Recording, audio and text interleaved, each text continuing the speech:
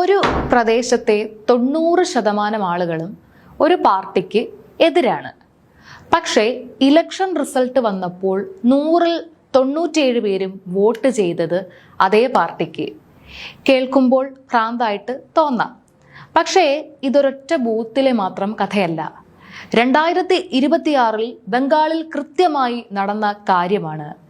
ഞങ്ങൾ BJPക്ക് വോട്ട് ചെയ്തിട്ടില്ല, പിന്നെ ഞങ്ങളുടെ വോട്ട് എവിടെ പോയി?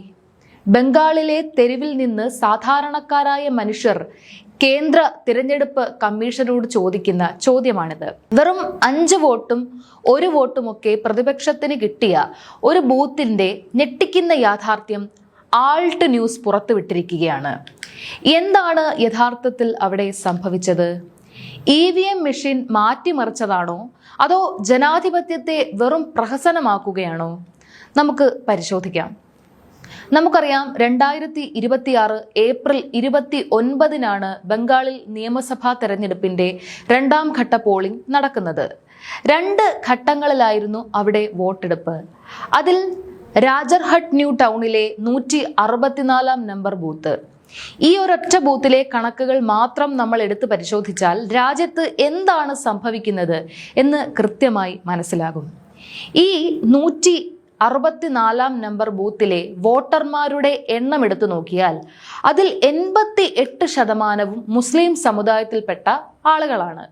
അതായത് ഭൂരിപക്ഷവും മുസ്ലിം വോട്ടർമാർ മാത്രമുള്ള ഒരു പ്രദേശം. മെയ് 4-ന് അവിടെ റിസൾട്ട് വന്നു. ബംഗാളിൽ BJP അധികാരത്തിലെത്തി. അതൊക്കെ ശരി. പക്ഷേ ഈ പറയുന്ന 164-ാം നമ്പർ ബൂത്തിലെ ഫലം എന്തായിരുന്നു? അവിടെ പോൾ ചെയ്ത വോട്ടിന്റെ 97% ലഭിച്ചിരിക്കുന്നത് BJPക്കാണ്. തൃണമൂൽ കോൺഗ്രസിന് ആകെ കിട്ടിയത് വെറും 5 വോട്ട്.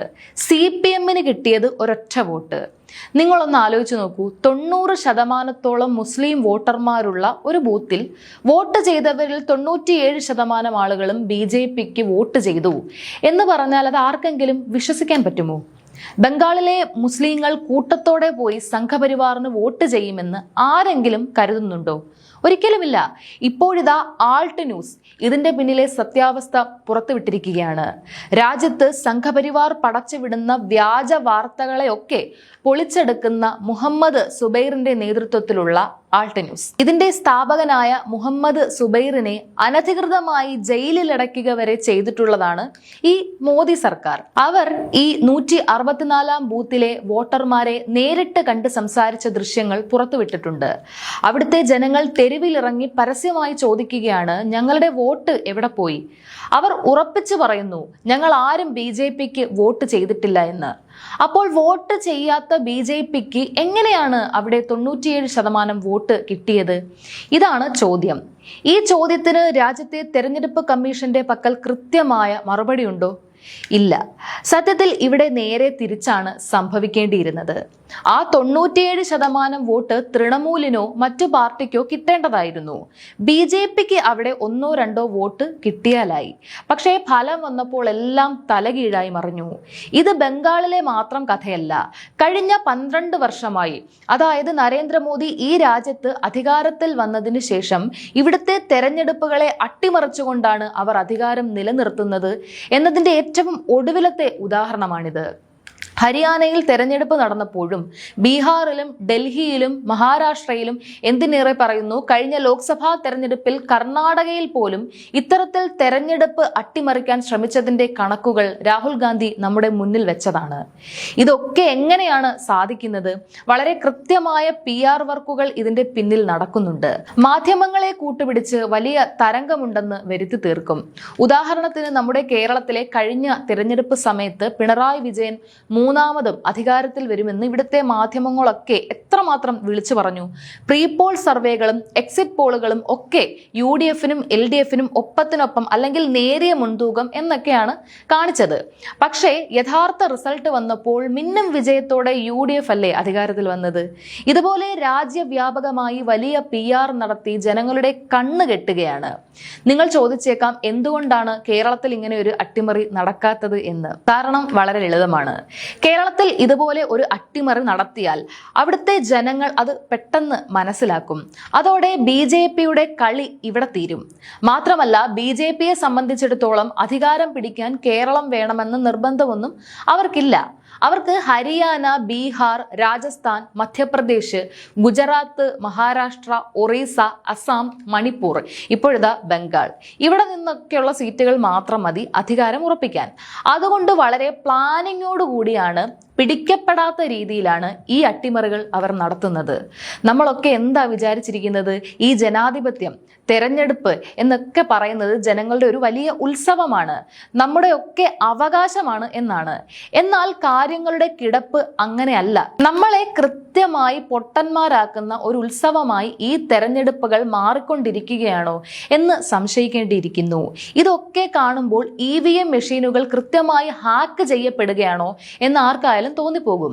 കേന്ദ്ര തെരഞ്ഞെടുപ്പ് കമ്മീഷനോടാണ് ഇതൊക്കെ ചോദിക്കേണ്ടത്. നമ്മൾ ബീഹാറിൽ കണ്ട കാഴ്ച ഓർമ്മയുണ്ടോ? വോട്ടെടുപ്പ് കഴിഞ്ഞ് EVM മെഷീനുകളൊക്കെ സ്ട്രോങ് റൂമിൽ വെച്ച് പൂട്ടി സീൽ ചെയ്തതാണ്. പക്ഷേ നട്ടപ്പാതിരയ്ക്ക് മറ്റൊരു വാഹനത്തിൽ വേറെ മെഷീനുകൾ അങ്ങോട്ട് വരുന്നു. അവിടുത്തെ മെഷീനുകൾ മാറ്റിക്കൊണ്ടുപോകുന്നു. ഇങ്ങനെയൊക്കെ പരസ്യമായി നടക്കുമ്പോൾ പിന്നെ എന്ത് ജനാധിപത്യമാണ് ഇവിടെയുള്ളത്?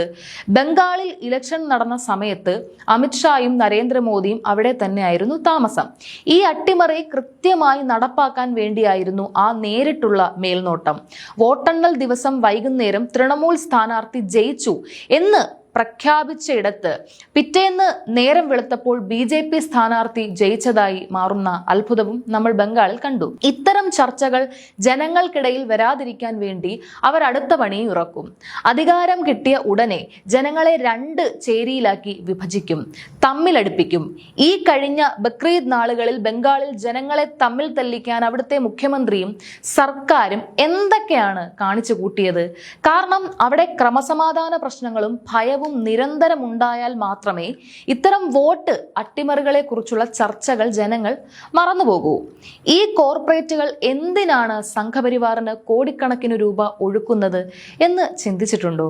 കാരണം അവർക്ക് തിരിച്ചു കിട്ടുന്നത് രാജ്യത്തിന്റെ പൊതുമേഖലാ സ്ഥാപനങ്ങളും സ്വത്തുക്കളും ഭൂമിയും ഒക്കെയാണ്. അസമിലും ഗുജറാത്തിലും മഹാരാഷ്ട്രയിലും ബംഗാളിലും ഒക്കെ രാജ്യത്തിന്റെ സ്വത്തുക്കൾ കോർപ്പറേറ്റുകൾക്ക് തീരെഴുതി കൊടുക്കുകയാണ്.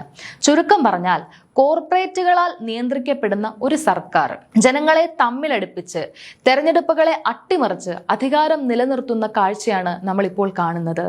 ഈ അവസ്ഥ തുടർന്നാൽ നമ്മുടെ ജനാധിപത്യത്തിന്റെ ഭാവി എന്താകുമെന്ന് നമ്മൾ ഓരോരുത്തരും ചിന്തിക്കേണ്ടിയിരിക്കുന്നു. നിങ്ങൾക്ക് എന്താണ് ഇതിനെക്കുറിച്ച് തോന്നുന്നത്? നിങ്ങളുടെ അഭിപ്രായങ്ങൾ താഴെ കമന്റ് ബോക്സിൽ രേഖപ്പെടുത്തുക. നന്ദി.